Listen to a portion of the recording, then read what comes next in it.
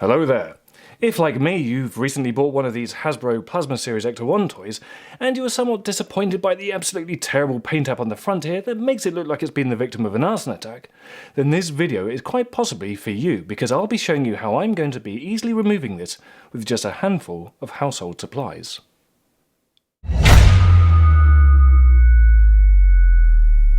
Right then, before we get started with this quick and dirty little video, there's a couple of things that I do want to point out. First of all, this is not a review of this toy. If you want to see a review, then please go and have a look at the video that I'm going to link to at the end of this one.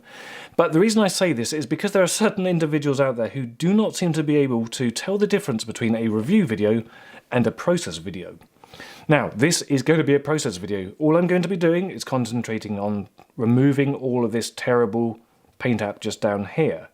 Now, I did say at the very start of this video it's going to be using household supplies. So, what are we going to be using? Well, first tool of attack is simple old kitchen towel. I shall also be using, quite possibly, cotton buds for getting into the detail areas. And very possibly, cotton pads. You can tell I've been raiding my wife's supplies, so might be using some of those as well. Now, the chemical I'm going to be using, it's this stuff, Isopropanol Alcohol. Now, this is 99% proof. Now, I know I did say it's household stuff, but given what's going on in the world right now, you've probably got this in your house anyway. If you don't actually have proper isopropanol alcohol, you may have it, but in a different form, in the form of hand sanitizer. Now, I've again raided this from our medical shelf, and this has 70% alcohol in it. It's just a cheap hand sanitizer that I think we got from the pound shop. So yeah, you probably got something along these lines.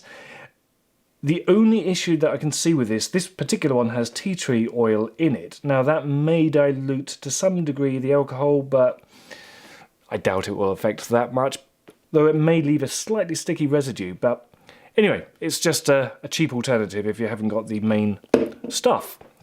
So, we've talked about the tools. I've told you that I'm only going to concentrate on this little area. I will do all of it because ultimately I do plan to modify this and try to make it a bit more special, because I've always wanted an Ecto-1 and, well, here we have it.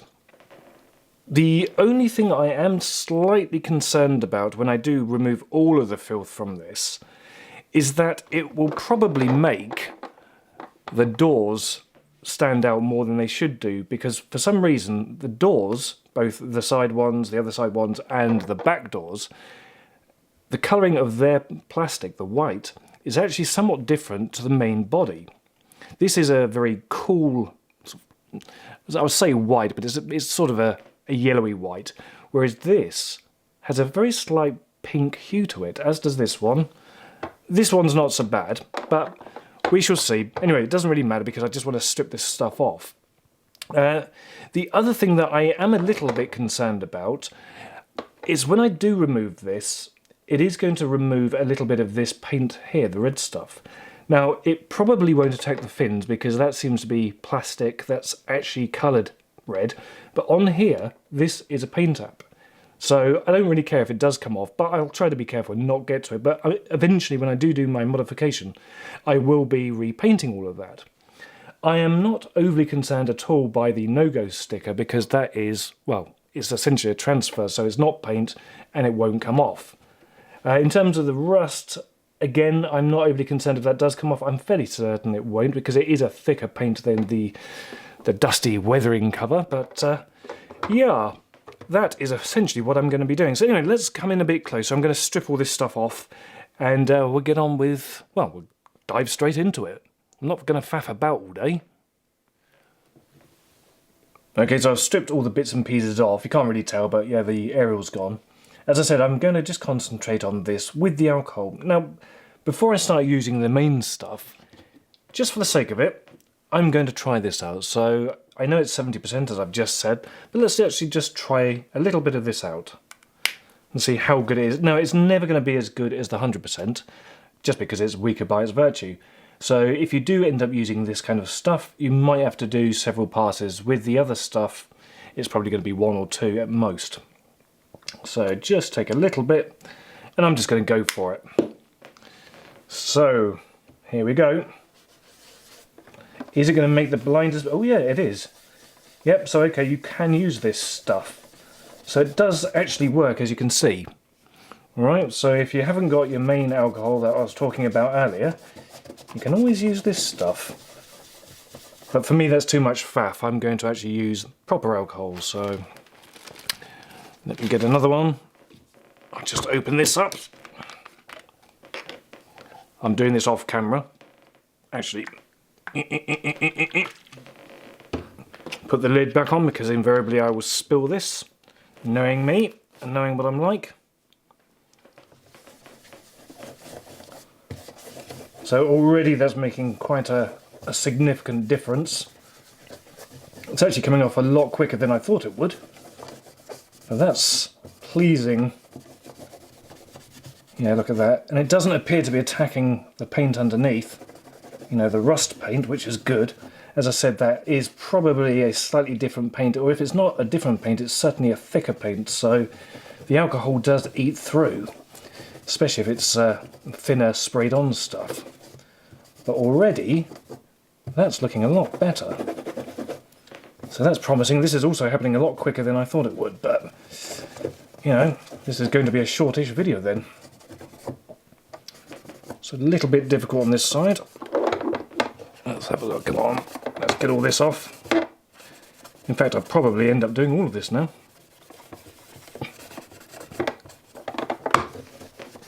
There we are. So yeah, there's all the paint. It's all coming off quite nicely. So in the factory, what they probably did was thin their paint down, and it's quite possibly an acrylic, and acrylic is always attacked by alcohol quite nicely, which is always a good thing. So if you're doing your models, and it's a good idea to actually paint it in acrylic if it's going to be quite delicate. So if something goes wrong, you can always go back and correct your mistakes.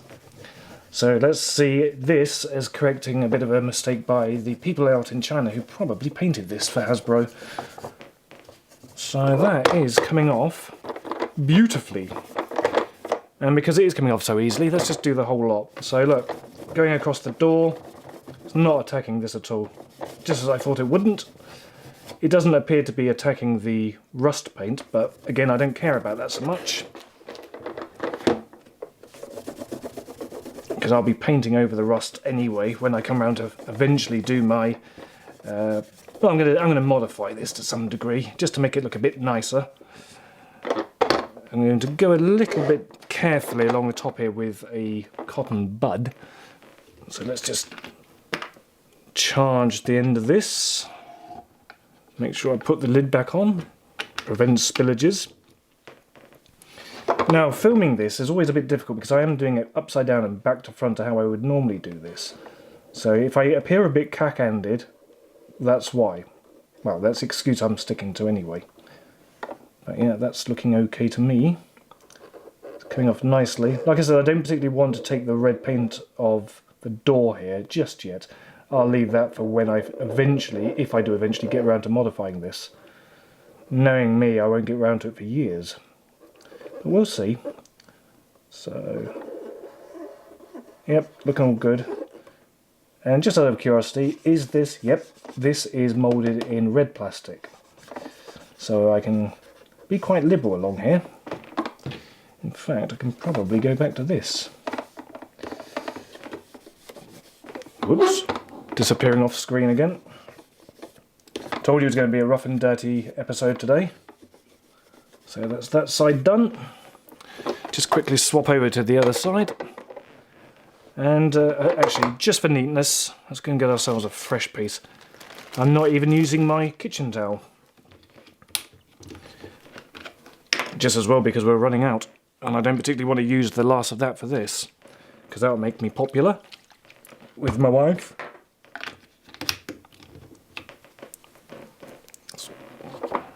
Right, to the front, coming off beautifully.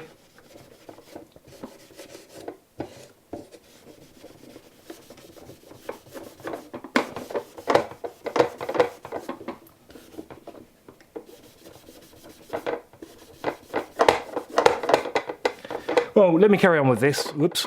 Well, let me carry on with this, and we'll come back to this a bit later on, because most of that was out of shot anyway. And that's the final result, more or less.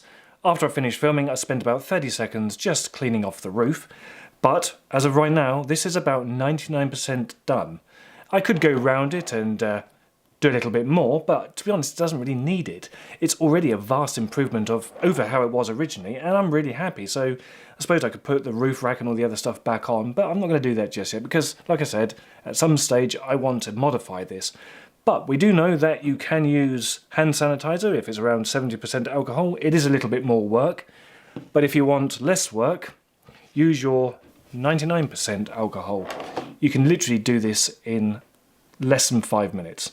So a bit of work, a bit of elbow grease, and you've got a fantastically decent replica of the Ecto-1. So I hope you enjoyed that, I hope you've learned something, I hope it helps you.